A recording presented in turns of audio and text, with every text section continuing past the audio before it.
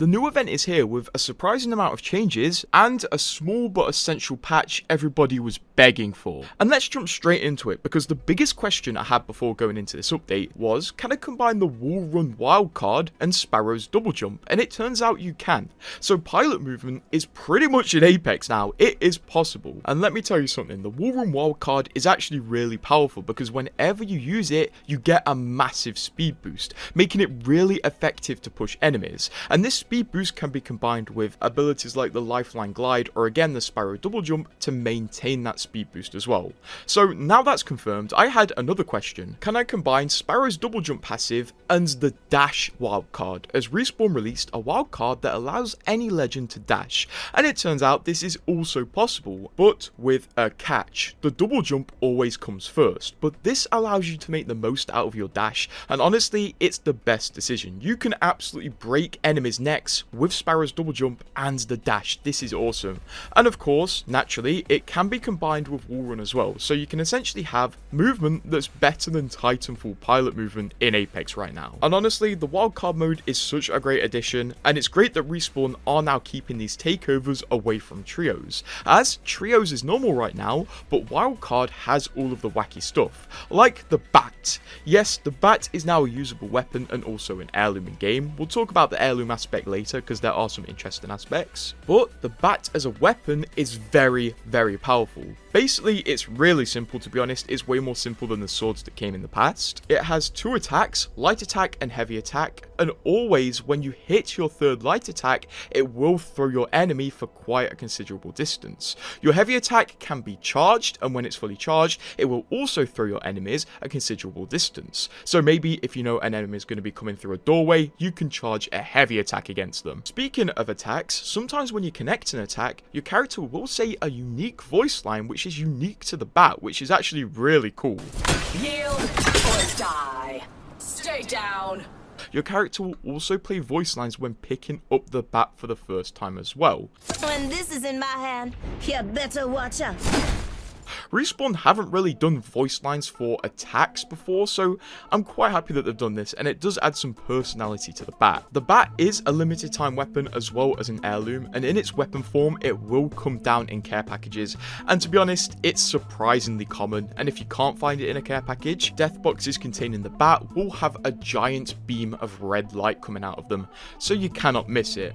One interesting thing that was discovered about the bat recently is that it has unique running animations only with Alter. This is how it normally looks to run with the bat, and then this is how Alter runs with the bat. So I'm not sure if Alter has a unique connection to the bat, or Respawn just really like giving us special heirloom related animations. As, if you're not aware, Alter has exclusive idle animations with the Karambit as well.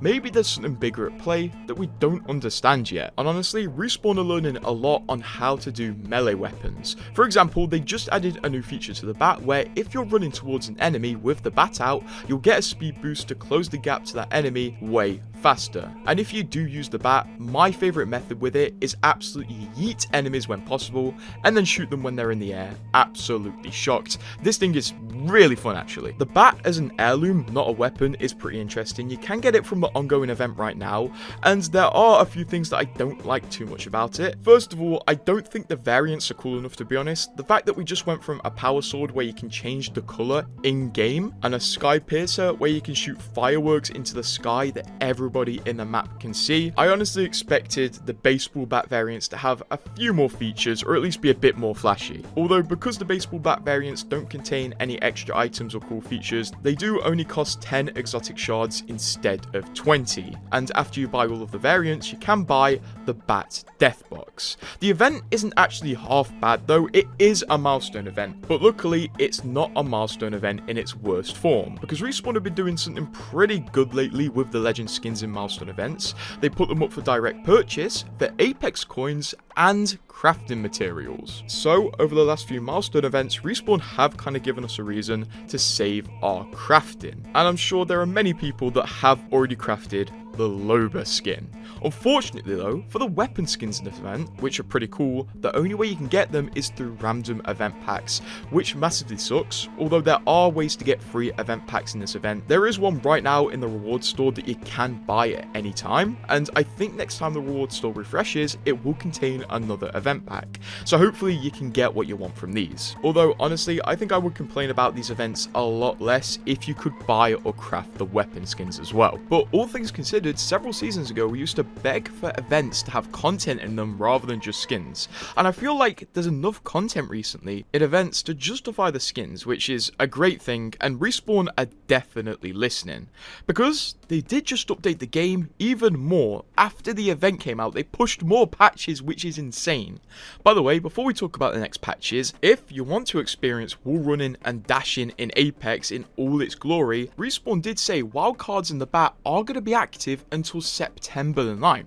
Which, weirdly enough, is a week before the mid-season update, when we'll likely see a new update that brings even more stuff to Wildcard, and to be fair, probably more wildcards considering Respawn said they are working on some and have loads in the pipeline. So even though Wall Run is limited time right now, it's probably going to be replaced with something even cooler. I hope eventually we do get kind of like a Wildcard Titanfall takeover, where Respawn truly embrace their DNA, and maybe the developers are up to that. But one thing that Respawn have really been up to is listening to the fans and updating the game really quick, as just yesterday we got a really important update to Ranked. You may be aware at the start of Season 26, Respawn reworked how the start of Ranked works, and now you no longer drop from a really big dropship like in pubs and wildcard where you can select your point of interest, but instead a point of interest would be selected for you in Ranked and you would get dropped straight onto a point of interest. The thing is, this update sounded all good, but when people got their hands on the update, they realized the dropship dropped them off so high up in the sky, they could just fly to nearby point of interests anyway. They did not have to go to the one that the game had selected for them. So they just went and contested players who weren't expecting to be contested. Well, luckily, there was a lot of feedback around this, mostly saying, don't let this happen, and Respawn listened. And yesterday, they lowered the height of the ranked dropships, so you don't really have any choice but to drop on the point of interest you were selected. And let me tell you, the reaction to this was absolutely fantastic. People loved it, and Respawn did fix the main issue with the dropships. And honestly, it's actually crazy how quick Respawn have been fixing issues and how much Respawn have been listening to the community. So now more than ever, I do say, if you have an issue with the game, make it realized, because there may be more people who agree with you, and a Respawn developer might just look at that issue. One update that is still in progress though that Respawn haven't pushed through is Accolades. If you're not aware, last week Respawn had to disable Accolades because of some issues surrounding them, and they said they would be set active next week. And right now we're sitting on Wednesday and the Accolades have still not been reactivated, which kind of sucks because the new mode's out right now. Accolades give you an XP boost, and it's kind of sad that while people are grinding this new mode, they're not getting as much XP as they should do. But honestly, in the next 2 days, Accolades should be re-enabled. Let's hope so. Also, one thing I'm going to say, as cool as the movement wildcards are, don't sleep on status report. But if you want to buy any of the skins in this event and want to support me, use code GRRT on the EA store or the EA app to support the channel and subscribe for free.